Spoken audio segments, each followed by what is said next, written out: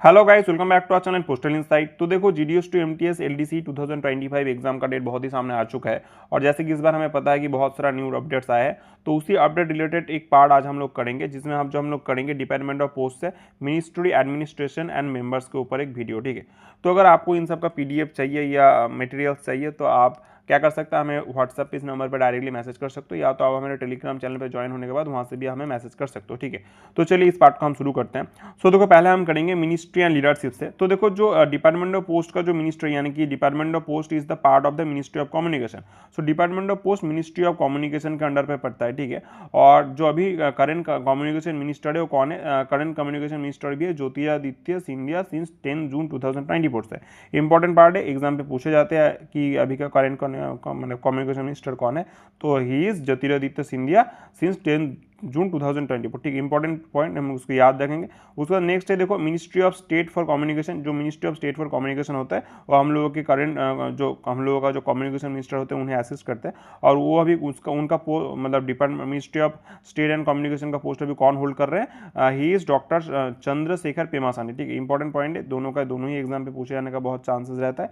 उसके बाद हम करेंगे टॉप एडमिनिस्ट्रेशन से। देखो, the department of post is headed by the secretary, यानी कि जो डिपार्टमेंट ऑफ पोस्ट है उसका जो हेड होता है वो सेक्रेटरी होता है। एग्जाम पे आपसे पूछा जाता है कि कौन होता है डिपार्टमेंट ऑफ पोस्ट का हेड, तो होता है सेक्रेटरी।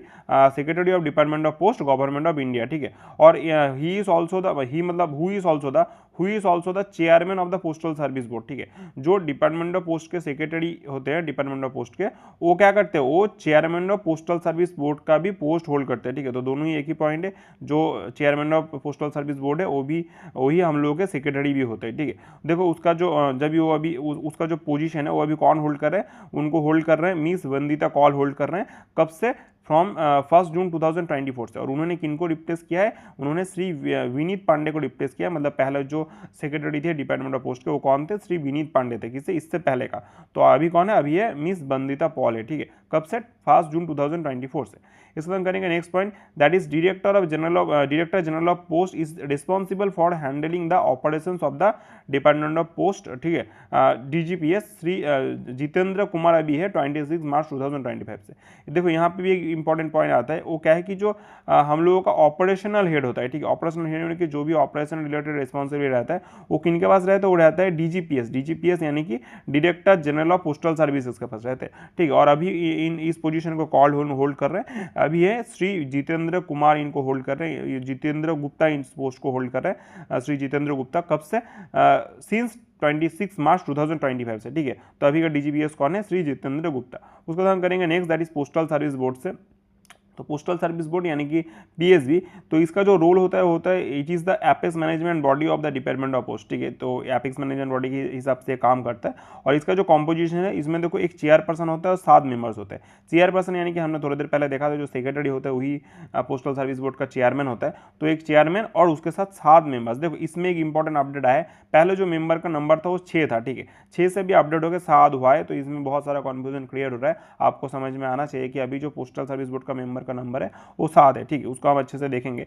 तो देखो, जो areas handle by the members होता है, जो डिपार्टमेंट ऑफ पोस्ट के मेंबर्स होते हैं, कौन सा एरिया हैंडल करते हैं? वो पर्सनल मैनेजमेंट हैंडल करते हैं, पोस्टल ऑपरेशन हैंडल करते हैं, फिर टेक्नोलॉजी को हैंडल करते हैं, फाइनेंस सर्विस पीएलआई यानी इन्वेस्टमेंट को हैंडल करते हैं, इंफ्रास्ट्रक्चर को हैंडल करते हैं, ह्यूमन रिसर्च एंड डेवलपमेंट को हैंडल करते हैं। ठीक है, उसके साथ सर्विस क्वालिटी एंड मार्केटिंग को भी हैंडल करते हैं। तो ये सब एरिया होता है जो मेंबर्स उनको हैंडल करते हैं। ठीक है, इन सभी पार्ट के लिए एक एक अलग अलग मेंबर अलॉट किया जाता है। अगर आप लोग हमारे course GDS to MTS mission 2025 batch के साथ जुड़ना चाहते हो, जिसमें आप लोगों को मिलेगा एक्सक्लूसिव वीडियो लेक्चर्स, साथ ही साथ आप लोगों को डिपार्टमेंटल जीके और अरिथमेटिक के नोट्स भी मिलेंगे, यानी कि तीनों का तीनों पार्ट हम कवर करेंगे और जिसका नोट आपको पीडीएफ फॉर्मेट में प्रोवाइड किया जाएगा। साथ ही साथ आप लोगों को चैप्टर वाइज एमसीक्यूज भी प्रोवाइड किए जाएंगे। फुल सिलेबस हम लोग कवरेज कर रहे हैं, इसलिए आप लोगों को कोई टेंशन लेने की जरूरत नहीं है। साथ ही साथ आपको प्रीवियस ईयर के क्वेश्चंस पेपर भी मिलेंगे। और ये जो कोर्स है 599 का है, लेकिन आप लोगों के ऑफर पीरियड में 299 में मिलने वाला है। अगर आप लोग हमारे कोर्स के साथ जुड़ना चाहते हो तो हमें इस व्हाट्सएप नंबर पे व्हाट्सएप कर सकते हो, या तो आप डायरेक्टली हमारे टेलीग्राम चैनल पे भी ज्वाइन कर सकते हो। लिंक आपको डिस्क्रिप्शन पे मिल जाएगा। इसके बाद हम करेंगे that is revise designation of the PSC members. देखो एक इंपॉर्टेंट पॉइंट है, क्योंकि जो कुछ मेंबर्स है, जो कुछ वो जो लोग जिन मतलब जिस डेजिग्नेशन में थे उनका थोड़ा सा रीनेम हुआ है। ठीक है, तो रीनेम हुआ है इसलिए इनका क्या होगा, इसमें अपडेट आएगा, तो अपडेट आने का चांसेस एग्जाम पे रहता है। तो देखो उसी का हम करेंगे। जैसे देखो मेंबर ऑफ पर्सनल जो है उनका तो उनमें कोई चेंज नहीं आया है, ठीक है। मेंबर ऑफ ऑपरेशन जो है उनमें भी कोई चेंज नहीं आया, मेंबर ऑफ टेक्नोलॉजी है उनमें भी कोई चेंज नहीं आया। जो चेंज नहीं आया उससे ज़्यादा इंपॉर्टेंट है जिसमें चेंज आया हो, ठीक है। जैसे देखो मेंबर ऑफ पीएलआई है, उनका नाम हुआ है rename as the member of finance and service, ठीक है। उसके बाद जो member of banking and DBD है उनका जो रिनेम हुआ है वो है मेंबर ऑफ इंफ्रास्ट्रक्चर के नाम से, ठीक है। उसके बाद member of planning and HRD जो थे उनका जो रिनेम हुआ है rename as the member of human resource and development, ठीक है। उसका नेक्स्ट जो है that is member of coordination, तो उनका रिनेम आया हुआ है rename as the member of service quality and marketing, ठीक है। तो ये थोड़ा सा चेंजेस आए, इनको आपको अच्छे से याद रखना है, ठीक है। उसके बाद हम करेंगे next that is the current members of postal service board 2025। सो देखो अभी हम लोग का secretary of DOP and chairman of postal service board जो है वो है अभी हम लोगों के मिस बंदिता कौल, ठीक है। उसके बाद है देखो श्री जितेंद्र गुप्ता जो है अभी director general of the postal services. फिर मिस मंजू कुमार जो है अभी मेंबर ऑफ पर्सनल। फिर है श्री हरप्रीत सिंह जो है मेंबर ऑफ ऑपरेशंस। फिर है श्री सुब्रत दास जो है मेंबर ऑफ टेक्नोलॉजी। फिर है मिस मनीषा सिन्हा जो है member of finance and services and chairman of the PLI investment board. फिर है मिस वीना रामकृष्ण श्रीनिवास जो है अभी मेंबर ऑफ इंफ्रास्ट्रक्चर। फिर है मिस अनुला कुमार जो है अभी member of the human resource and development.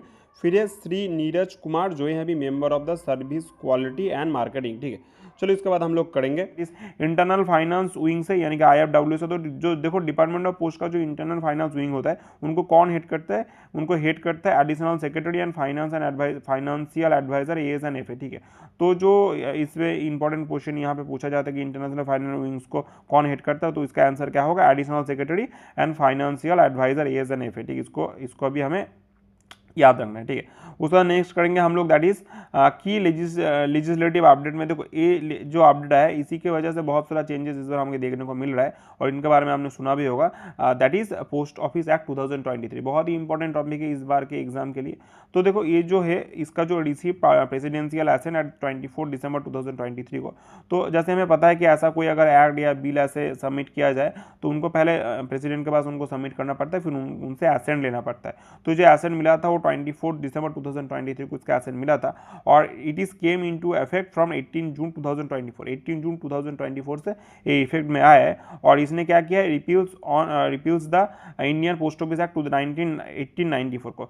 1894 जो पोस्ट ऑफिस एक्ट है उसको मतलब पहले जो इसके पहले जो एक्ट था वो क्या था, उससे पहले एक्ट था 1898 का, उसको रिप्लेस करके अभी पोस्ट ऑफिस एक्ट 2023 आया, ठीक है। चलो इसके साथ पोस्टल इंसर्ट के वाला वीडियो हमारा यहीं पे खत्म होता है। अगर आप लोग हमारे वीडियोस पसंद आते हो तो इनको लाइक कीजिए, दोस्तों को शेयर कीजिए और हमारे चैनल को सब्सक्राइब कीजिए। ऐसे और भी वीडियोस के लिए जल्दी मिलेंगे दोबारा नए वीडियोस के साथ।